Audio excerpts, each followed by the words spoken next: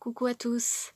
J'avais envie de vous parler de la dernière prise de conscience que j'ai eue qui a été assez révélatrice pour moi par rapport à ma vie nomade.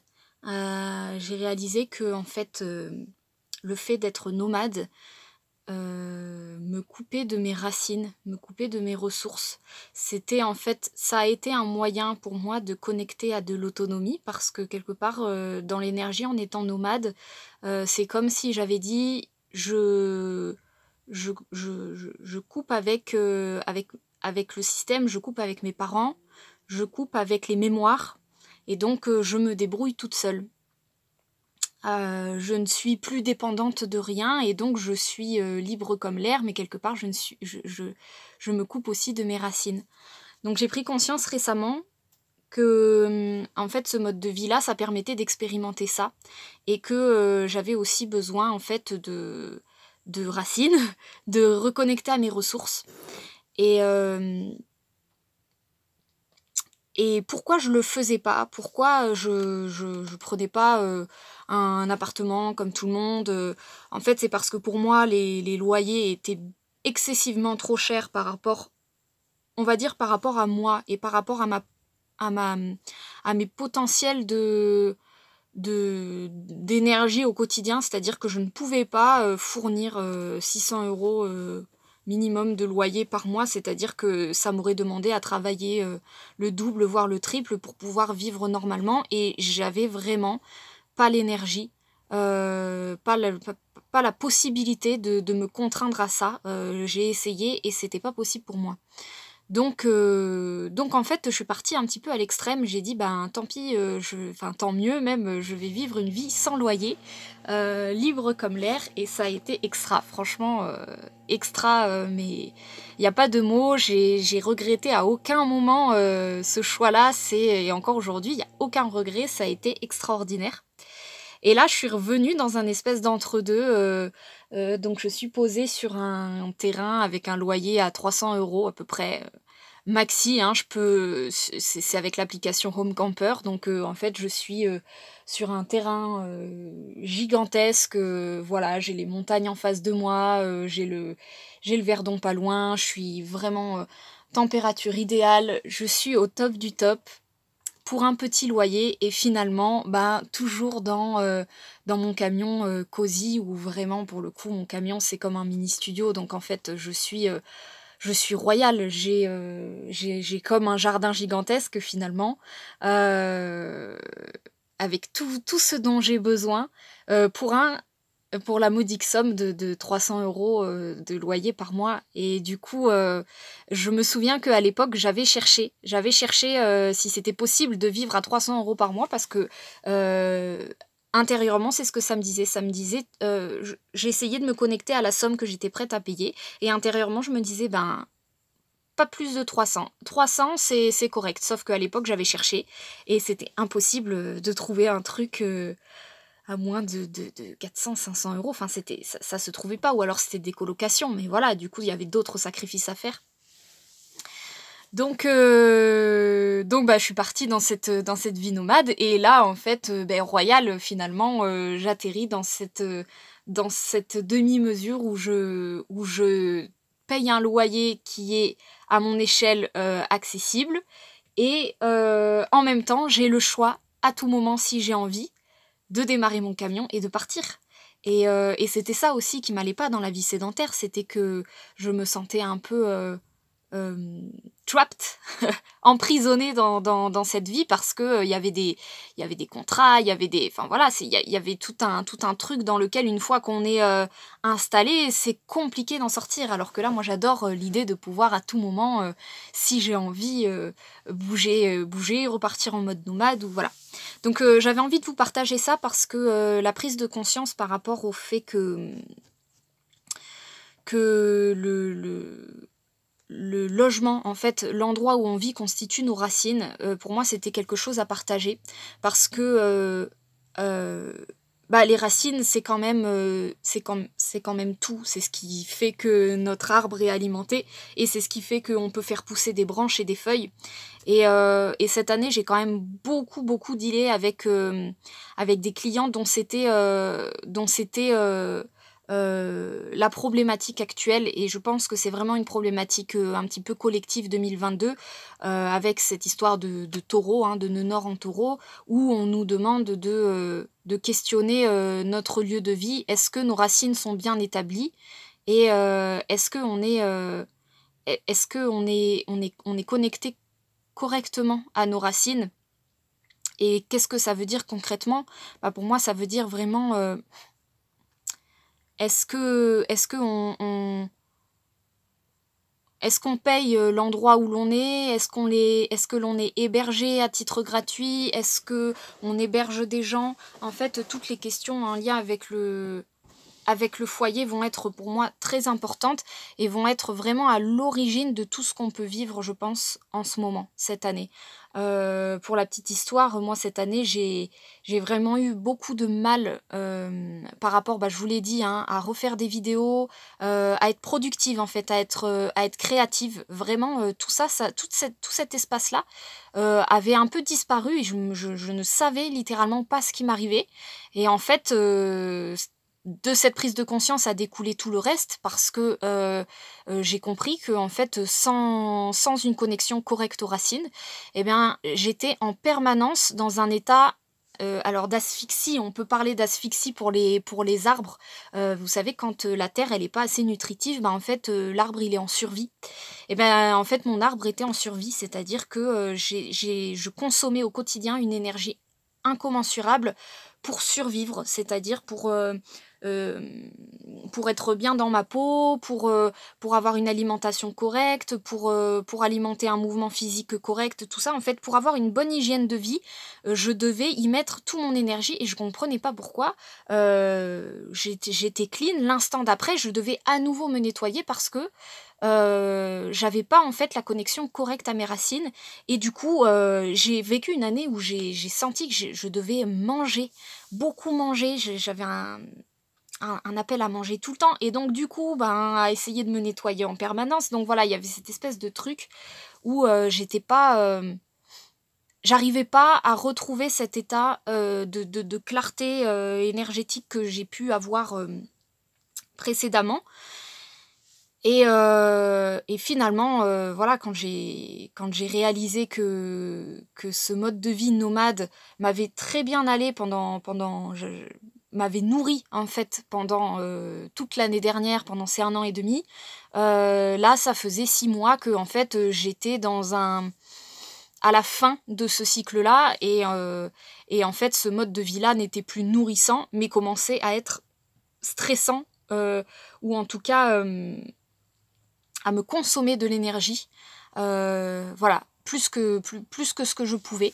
Et donc là, le fait de faire un retour aux sources quelque part, et à revenir dans un lieu où je sais que je vais pouvoir rester X temps, parce que parce que c'est réglo, et quelque part aussi enlever ce truc invisible que je me portais de sur les lieux, ben, pas être légitime, hein, quelque part, être toujours en mode bon, est-ce qu'on va me bouger ou pas.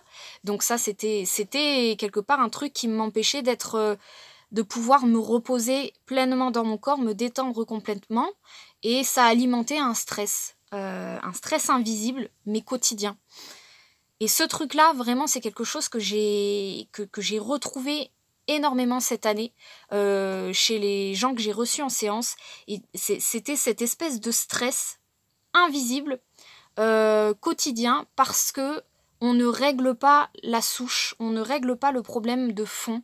Et ce problème-là, il est très souvent lié donc soit à l'habitat, soit là où on vit. Donc quelque chose qui n'est pas en règle, qui n'est pas carré, qu'on ne règle pas. On ne paye pas de loyer, ou alors on vit chez soi mais on ne veut plus vivre à cet endroit-là, et les démarches sont trop importantes pour bouger. Ça pouvait être aussi dans la sphère du métier. Si on est dans un métier qui finalement ne nous correspond pas, bah pour moi ça touche aux racines, parce que ça touche à toute la sphère du masculin. Donc bah, si on est dans un métier où l'on sait au fond que ça ne nous va pas, mais où quelque part c'est pas qu'on se ment, mais qu'on tarde à faire les modifications nécessaires, bah, quelque part ça nous fait rentrer peu à peu dans cet état d'asphyxie. La même chose que si on est dans un état d'arrêt de travail temporaire et qu'on sait qu'on va devoir reprendre le travail, mais qu'on n'en a pas envie, ou alors qu'on sait qu'on va devoir faire un travail, mais qu'on ne se sent pas prêt à le faire. Tous ces états-là, en fait, c'est vraiment ça que j'ai vu en boucle cette année, où on est dans cette espèce d'entre-deux qui consomme énormément d'énergie parce que quelque part, on n'est pas bien positionné dans nos racines, on n'est pas dans cet état qui nous permet de nous relâcher entièrement parce que tout va bien, et du coup en ayant un système qui quelque part est productif et créatif parce que les racines sont connectées. Donc voilà, c'est pour ça que je vous partageais un petit peu la prise de conscience que j'ai eue, et vraiment bah, du coup le résultat pour moi qui a été vraiment le fait de me poser là, ça fait quelques jours seulement, mais je sens à quel point mon état corporel est complètement détendu, relâché, et voilà, mon mode d'alimentation s'est stabilisé, tout s'est stabilisé en fait. Tout ce qui était, c'était ce stress en fait que j'avais dans l'invisible, inconscient, et que je remettais pas trop en question parce que c'était pas évident à voir, c'était pas facile à savoir que c'était ce mode de vie nomade qui, il y a encore très peu de temps, m'allait très bien. Donc il y a ça aussi dans ce qui se transforme, je trouve, cette année, c'est des choses qu'on ne remet pas en question parce qu'elles sont cachées, parce elles sont pas simples à mettre en conscience, parce que ça fait référence à nos chakras inférieurs, à toute la zone du bassin, qui sont des zones très inconscientes, très profondes, et pourtant ô combien puissantes parce qu'elles conditionnent tout notre arbre.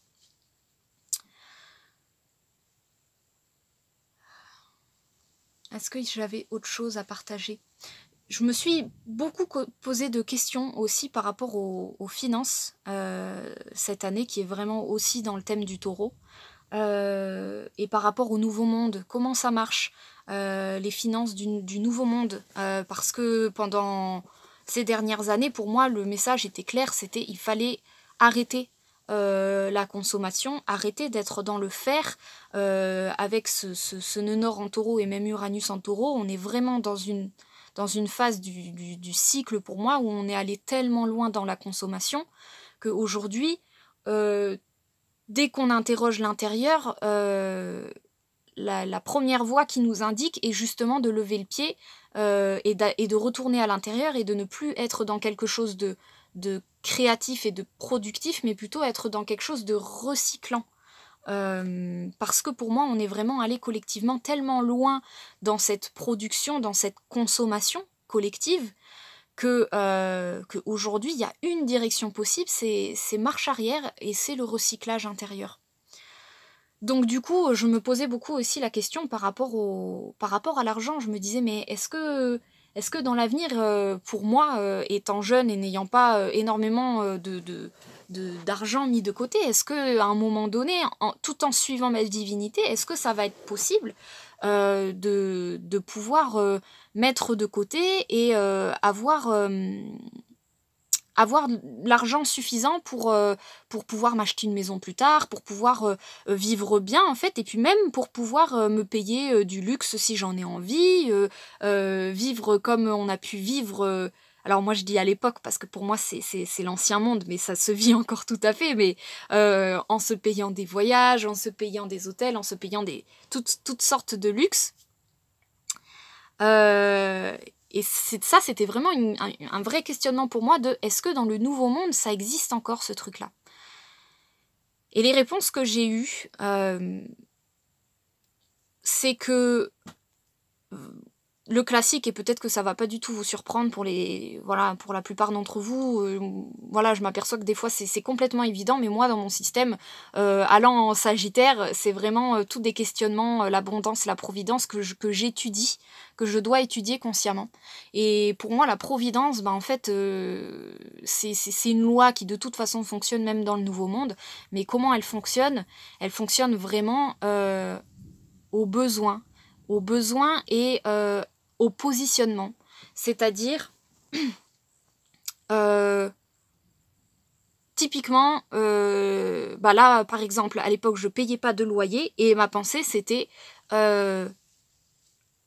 j'ai pas l'argent pour payer un loyer. Donc à l'époque, effectivement, les loyers étaient trop chers pour moi, mais encore il y a encore quelques temps, je me disais, j'ai pas suffisamment d'argent à dépenser dans un loyer. Si je le dépense dans un loyer, ça va prendre sur ma partie de vie, on va dire, vitale, et je vais être dans un manque d'argent. Ça, c'est ce que je pensais. Et en fait, parmi mes dernières prises de conscience, j'ai pris aussi conscience de ça, cette histoire de positionnement, où je me suis dit non, ça fonctionne pas comme ça la providence. C'est si à un moment donné, je me positionne dans un lieu de vie où je suis bien et où j'ai besoin d'un loyer, eh bien, la vie va faire en sorte que j'ai suffisamment d'argent sur le compte pour payer ce loyer parce que ce sera juste pour moi.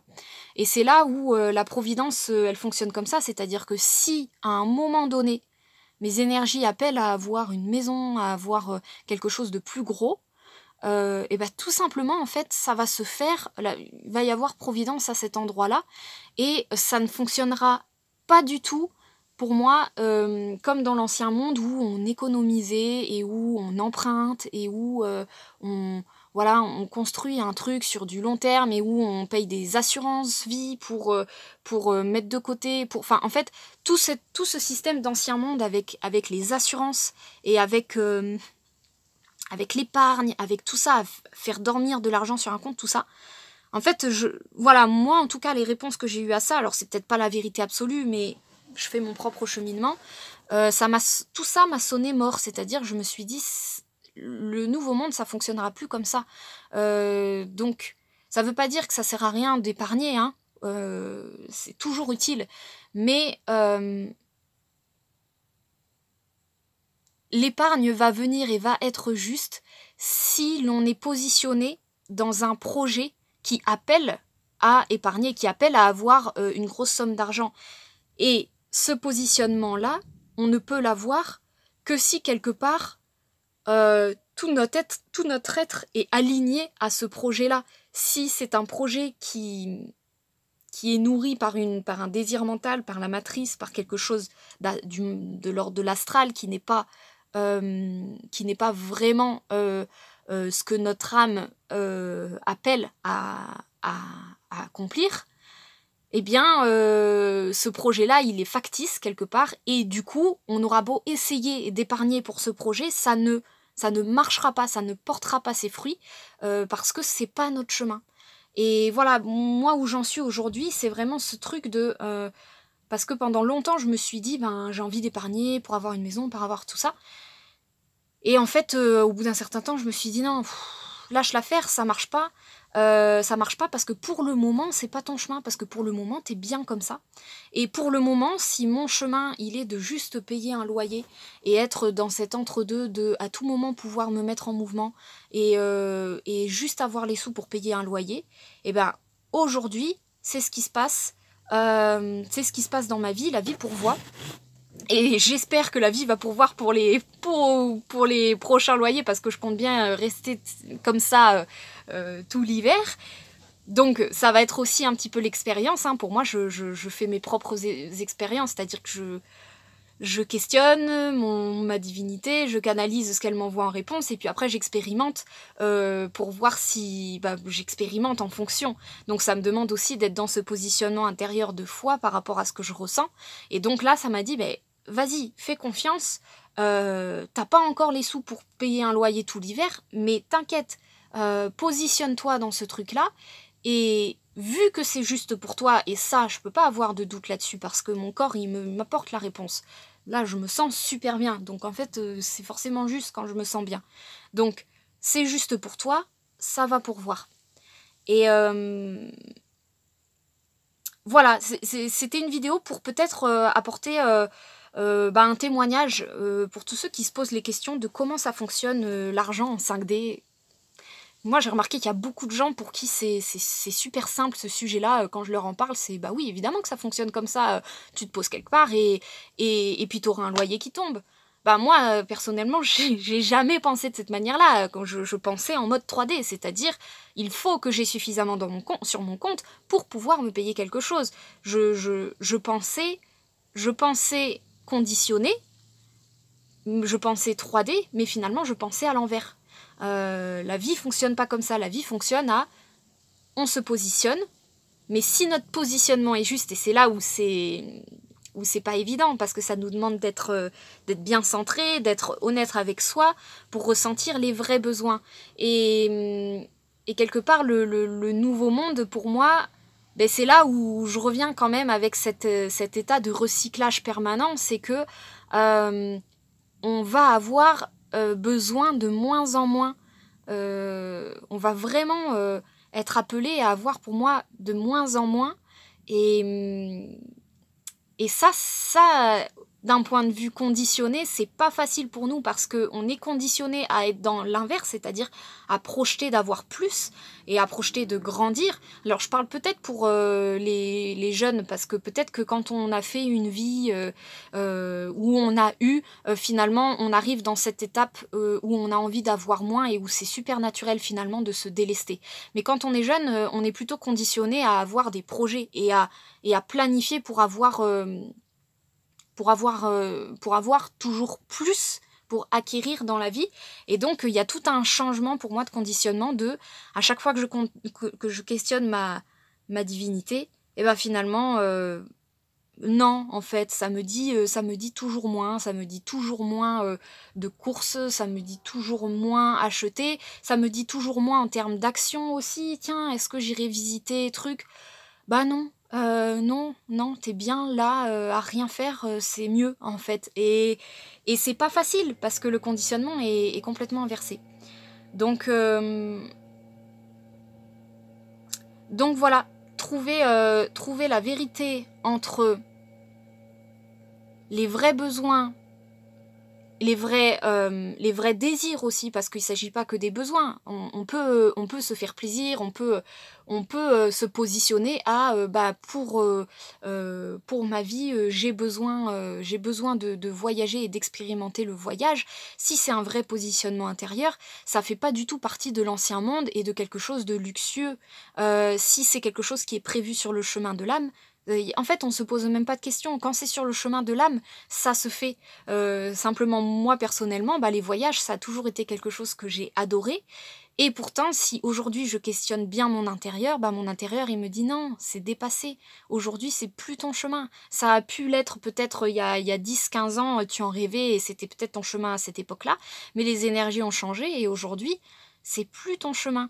Donc, la vie, elle va pas pourvoir pour moi dans ce sens-là. Et c'est là où il y a un espèce de deuil à faire parce que moi, j'aurais aimé, mais j'aurais aimé sur un plan quelque part de l'ego, sur un ancien plan de moi-même, où j'aurais vécu quelque chose de probablement factice. Et au moment où je l'aurais vécu, je me serais dit, bah oui, évidemment, je le savais que c'était factice, j'avais pas un vrai appel.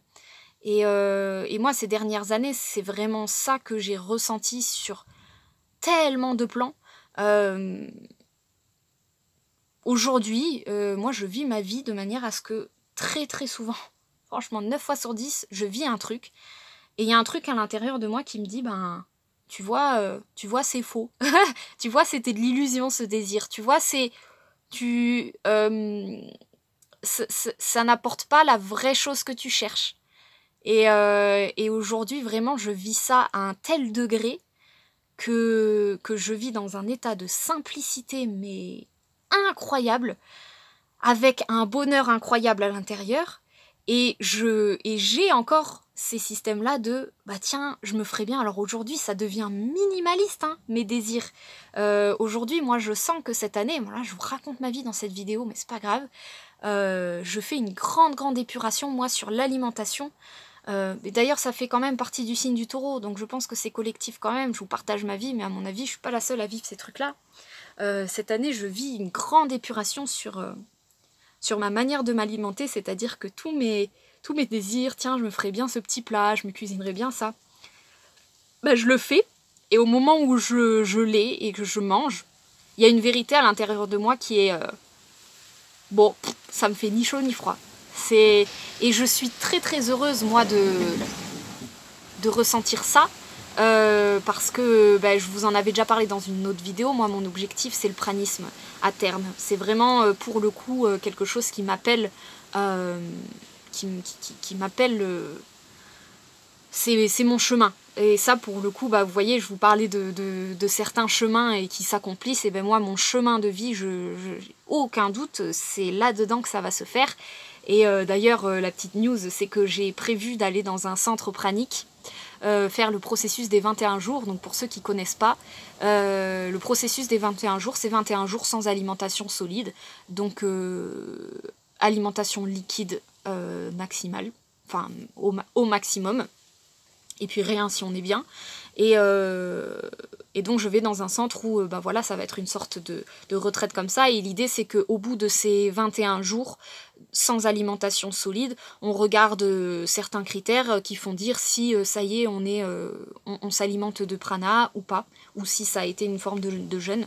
Bon, moi l'idée c'est surtout d'expérimenter cet état parce que je l'ai déjà vécu, ne pas m'alimenter, et j'ai tellement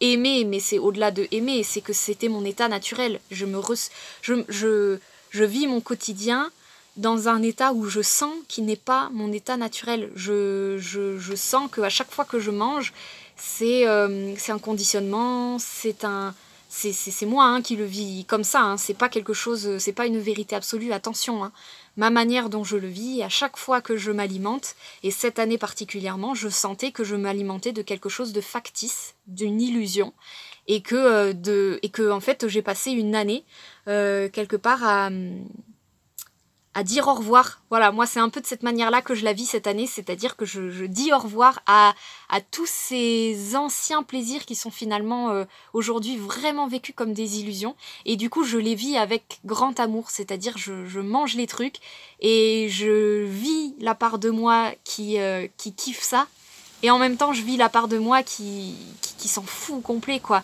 Et le fait de vivre les deux, je sais que je suis en train tranquillement à un moment donné, la balance, elle se fait. C'est-à-dire que la part de moi qui s'en fout, elle est en train de grandir. Et la part de moi qui prend plaisir là-dedans, une fois qu'on vit l'expérience 1 fois, 2 fois, 3 fois, 10 fois en conscience, on n'en a plus besoin au bout d'un certain temps. Donc là, vraiment, je vis en conscience une espèce d'au revoir alimentaire. C'est comme ça que je me l'imagine, mais si ça se trouve, dans 5 ans, je serai encore en train de manger. Pas de souci, je me mets aucune pression sur le truc. Simplement, je sens qu'intérieurement, c'est ça qui est en train de se faire pour moi. Et voilà, j'ai prévu probablement d'y aller au mois de février dans ce centre pranique. Et donc, j'espère, on verra bien, mais à l'issue de ce processus des 21 jours, peut-être réussir à stabiliser cet état. Je me fais pas d'illusions, je vais probablement faire des allers-retours... parce qu'il n'y a pas de l'heure, j'ai bien vu comment ça fonctionnait avec l'alimentation, on fait tout le temps des allers-retours. Voilà, bon, écoutez, cette vidéo était déjà très longue, mais voilà, c'était un petit partage de toutes les pensées du moment, une petite mise à jour de ce que j'ai vécu moi récemment, et de est-ce que ça pouvait peut-être vous apporter quelque chose voilà, dans vos propres cheminements personnels. En tout cas, voilà, moi ce que j'avais vraiment envie de vous partager là-dedans, c'était les questionnements par rapport du coup aux racines. Si vous ressentez cet état d'improductivité ou de fatigue chronique, d'alimentation déréglée, voilà, quelque chose qui va pas, mais on n'arrive pas à trouver d'où ça vient, très probablement que ça vient du bassin, donc de la zone inconsciente, des racines. Faut pas se leurrer, le bassin, depuis le début que je fais des soins sur les corps humains, ça a toujours été 100% des cas une zone extrêmement chargée, dense, d'un point de vue collectif humanitaire. C'est très très lourd. Et vu qu'on transforme le taureau cette année, c'est la zone du bassin, de la sexualité, du territoire, du respect de soi, donc de la légitimité et de l'autonomie dans je suis à ma place. Je suis à ma place dans mon territoire. Donc le territoire, il comprend l'endroit où l'on vit. L'endroit où l'on vit, l'endroit où l'on travaille, toutes ces zones-là qui sont très lourdes, qui sont très profondes et qui en même temps sont à l'origine de tout dans notre vie. Et du coup, qui sont très inconscientes, mais peut-être que des fois la problématique peut venir des racines. Et du coup, revenir au contrat. Quel est notre contrat sur le lieu de vie? Est-ce qu'il est bien établi? Quel est notre contrat ce sera peut-être le sujet d'une autre vidéo parce que c'est un peu long, mais les contrats relationnels aussi. En fait, en quittant le Scorpion, pour moi, cette année, on est vraiment invité à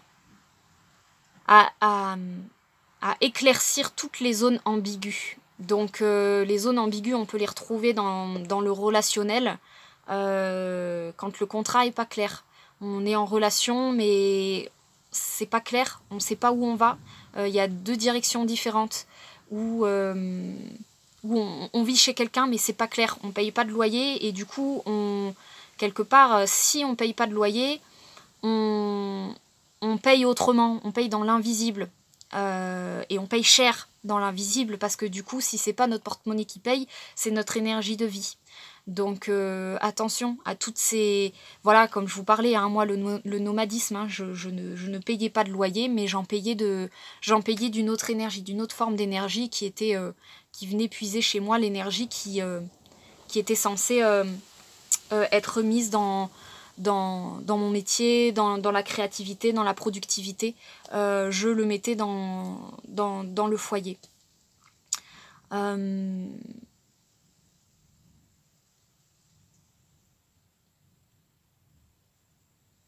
Donc effectivement, si on a des problématiques au niveau de la profession aussi, eh bien, est-ce que cette énergie-là, si elle n'est pas disponible pour la profession, est-ce qu'elle n'est pas sans cesse en train d'être dissoute dans le foyer est-ce qu'elle n'est pas en train d'être épuisée dans les relations quotidiennes, dans le lieu de vie? Donc quels sont nos contrats là-dessus? Est-ce qu'on est vraiment à jour avec les gens avec qui l'on vit?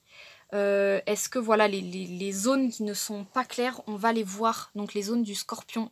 Est-ce que tout l'invisible, on est au courant de ce qui se passe? Toute la sphère de la sexualité, toute la sphère de l'invisible de la relation, donc on vit avec un conjoint qui paye tout et on se retrouve dans une redevance invisible. Et comment on la paye, cette redevance? Eh ben, on la paye avec notre énergie spirituelle. Très souvent, c'est ça. Il y en a un qui nourrit sur le plan de la matière, il y en a un autre qui nourrit sur le plan spirituel. C'est pas mauvais en soi. C'est un échange comme un autre. C'est simplement l'idée d'être conscient sous quelle forme sont faits nos échanges. Et c'est tout. À partir du moment où ça devient visible, on rentre dans la sphère du taureau et c'est ok. Et si on valide ce système-là, en fait, c'est ok. La problématique du Scorpion, c'est que c'est des choses qui se font de manière invisible. Donc voilà, moi j'ai soulevé un gros invisible en arrêtant d'être dans ce mode de vie nomade. Et voilà, là où j'avais peur de manquer d'argent et donc quelque part la pensée qui aurait pu me coincer dans ce mode de vie nomade en mode j'aurais pas assez d'argent pour payer des loyers, celle-là aussi elle s'est résolue dans la foulée avec cette histoire de positionnement clair et de providence, c'est-à-dire si c'est juste pour nous, on se positionne dans une forme de responsabilisation où tiens, je m'établis dans un lieu où j'établis mes racines, et vu que j'établis mes racines et que c'est juste pour moi, la vie va pourvoir. Je descends dans la terre, je vais recevoir forcément le nécessaire pour m'établir parce que je me suis positionnée là-dedans. Et donc quelque part on peut aussi être coincé dans des systèmes où si nos racines ne sont pas établies, on ne reçoit pas suffisamment. Et on est toujours dans un système de manque où finalement on ne paye pas des choses, on ne lance pas des projets parce que on croit qu'on manque d'argent pour pouvoir les faire, ces projets, alors qu'en fait c'est en se positionnant et en actant le projet que quelque part la vie fournit l'argent et ce qui est nécessaire, les gens, les lieux, les énergies nécessaires pour la vie de ce projet, partant du principe que ce projet est juste pour nous. Donc voilà, je pense qu'aujourd'hui, vraiment, la 5D fonctionne comme ça. Et tout ce que je vois aujourd'hui, je vois beaucoup aujourd'hui l'auto-entrepreneuriat qui est vraiment en train de grandir avec, on fait tous un petit peu nos chaînes, nos réseaux sociaux, nos sites internet, on est tous dans ces arborescences là, ce fleurissement de réseautage et d'auto-entrepreneuriat. Moi je trouve ça magnifique et en même temps je peux pas m'empêcher de voir un danger là-dedans, cette espèce de danger qui est l'illusion de la matrice, qui est attention, ça ne fonctionne plus comme avant, ne nous faisons pas d'illusions sur le fait qu'on va avoir des 1000 et des cents, de l'abondance en faisant tel projet, ne projetons pas trop loin nos attentes, parce qu'aujourd'hui, le mouvement de la vie pour moi ne va pas dans ce sens-là, mais il va dans ce sens-là. Donc il va simplement nourrir ce qui est le strict nécessaire. Le strict nécessaire, ça ne veut pas dire vivre rudement ou médiocrement, et c'est là où moi j'ai fait un peu l'amalgame. C'est vivre ce qui est nécessaire, ce qui est le besoin, ce qui rend heureux, ce qui rend plein, ce qui rend abondant, mais ce qui rend abondant sur un plan de l'être. Donc c'est pas forcément sur un plan matériel, mais sur un plan de l'être. La providence apporte l'abondance. Et ça c'est une loi, c'est valable pour absolument tout le monde. Simplement il s'agit de se brancher sur les bons projets et de ne pas projeter des attentes trop grandes. Si aujourd'hui on vit dans une maison qui ne nous correspond plus, qui nous demande un loyer trop gros, qui nous demande des frais, des charges ou un travail physique trop important, si cette racine-là, elle est plus juste, on a beau faire tout ce qu'on veut pour que le professionnel fonctionne et attirer à nous tout ce qu'on veut pour vivre dans l'abondance, et on va se dire, tiens, il y a un problème avec l'abondance. Bah non, il n'y a pas un problème avec l'abondance, c'est que tu refuses de voir la racine dans laquelle tu demandes trop et que tu n'as pas besoin d'autant. C'est vraiment la question du jour pour moi. Est-ce que tu as besoin de temps, ou est-ce que vivre plus simplement irait aussi bien, te demanderait beaucoup moins d'action dans le quotidien? Et généralement, moi ce que j'ai remarqué, c'est que qu'on décide de prendre conscience de ça ou pas, la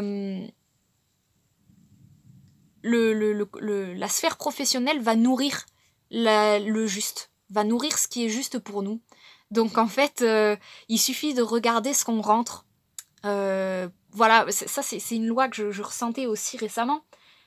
Regardons ce qu'on rentre comme argent sur notre compte. C'est en train de nous dire ce qui est juste pour nous, à l'instant présent. Donc si ça, c'est pas suffisant pour nourrir ce qu'on a à nourrir, bah posons-nous la question, est-ce que ce qu'on est en train de nourrir, c'est pas trop? Est-ce qu'on n'est pas en train de nourrir le voisin, le conjoint, l'enfant qui devrait être autonome? Est-ce qu'on n'est pas en train de nourrir des sphères qu'on ne devrait pas nourrir et qui sont en train de nous ponctionner une source qui aujourd'hui n'est plus alimentée? Voilà, bon, je pense que je vais m'arrêter là parce que c'est des sujets super intéressants et je pourrais en parler pendant très longtemps parce que moi, c'est des sujets qui me passionnent, l'autonomie, l'abondance, la providence, le nouveau monde, tout ça, comment ça fonctionne, comment tout fonctionne. Et ouais, voilà, cette loi de regarder qu'est-ce que la vie nous apporte. Ça peut être un bon moyen de voir ce qui est juste pour nous et du coup de mettre en évidence le trop qu'on essaye de nourrir qui est inutile.